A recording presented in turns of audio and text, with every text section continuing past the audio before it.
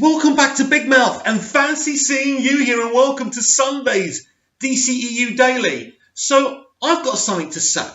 I am sick and tired of this bitching about superheroes who kill in films that apparently don't in comics. Now, my comic book kind of knowledge isn't great, whether it's DC or Marvel. I fell in love with DC and Superman and the rest of the characters through the Superman movie, through the Batman movies, through Smallville. That really taught me a lot. So the current talk and the heated debate is about Batman. So one person made the comment about how Bale's Batman in Batman Begins goes, "I'm not going to kill you, but I don't have to save you," or something along those lines to Neeson's Ra's al Ghul. But he basically saying, yeah, but it's the same thing as killing him. It's not. It actually isn't. Yeah, he could have saved him, but he saved him once before earlier on in the film, and he came back to haunt him. He's got no choice but to let him die. The man is a danger. And I hate the way, like, some fans are so obsessed about this. Ooh, Batman shouldn't kill. I mean, with Superman, it's really different because Superman is a very pure-hearted character. But when you think about Batman, and you think about the character deeply, do you think Batman is capable of killing? Of course he is. He's the world's greatest detective. He's a millionaire. He can create these gadgets. He's brilliant. But he's got a traumatic past. That traumatic past of him seeing his parents shot and killed is the reason he is what he is. And the point is, if someone's that disturbed, surely they're capable of killing. I don't really get why people are so offended by that. I wasn't offended by that in Batman v Superman. In fact, I thought it was cool. I thought it was awesome.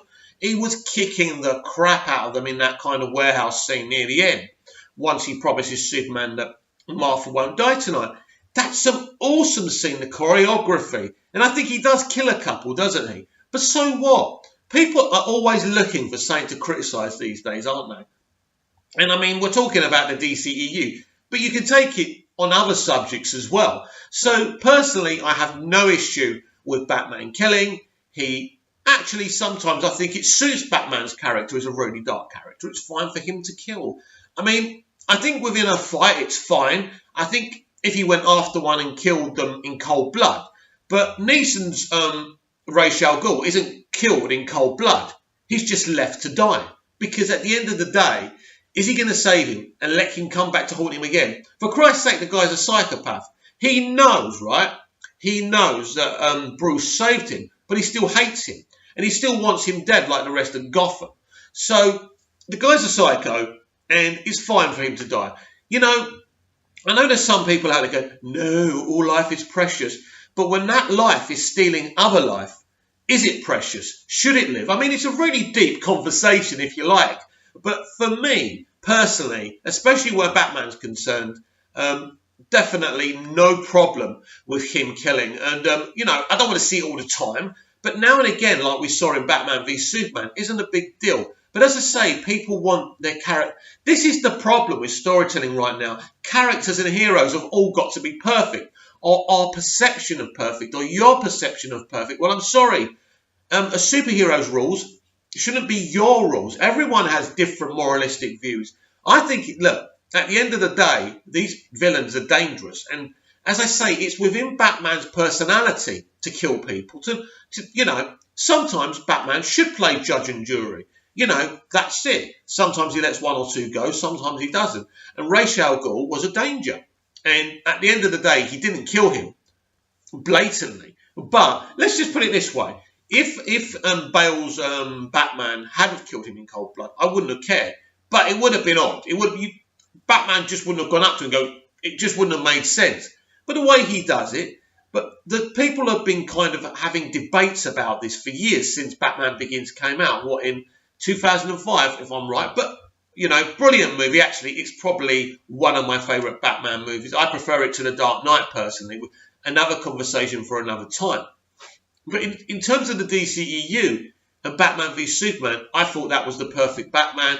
The way he composed himself, the way he conducted himself. This is an older Batman. He's bitter, he's twisted. He's lost Robin. So at the end of the day, he's darker. And he's not, you know, he allowed the Joker to live. And he killed Jason Todd or Dick Grayson or whichever one it is. So I'm still not sure. I know Zack Snyder has said it was actually Dick Grayson, which to me makes no sense whatsoever. But hey, respect you, Zach, but if you're going to kill someone, kill Jason Todd. Nobody likes Jason Todd, right? Well, I'm sure he's got a few fans, right?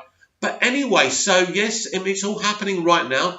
Aquaman's still in selective cinemas and still making a lot of money, more than other DCEU movies anyway. It's interesting now because people are being a lot more honest about Aquaman. I mean, from the DCEU fandom, admitting probably that Wonder Woman probably deserved the billion more than Aquaman did. I'm happy for the billion. It's the first $1 billion haul globally, and that's great news. And I love Aquaman. It's a great film. I personally believe that Wonder Woman is a better film, but it doesn't mean that that means Wonder Woman has the divine right to clear $1 billion. It's just one of those things. I think Wonder Woman, I mean, it's interesting, isn't it? Because Wonder Woman and Batman and Superman are on the same level as far as I'm concerned. When you talk about Aquaman, a less known character making over $1 billion, but it's about the whole thing, isn't it? It's about Jason Momoa, loads of fans, James Wan, loads of fans as well. So there's so many different reasons why that film made so much money, because nobody really knew Gal Gadot when she did that. Nobody knew Patty Jenkins. Nobody knew what to expect. But I tell you something, a lot of people would have gone back to repeat view Wonder Woman. And many, many people went back to repeat view Aquaman. So they loved them. So what do you think? Do you think that Aquaman is the best DCEU film because it's made all this money? Or have you got another DCEU film that you prefer? Let me know in the comments down below.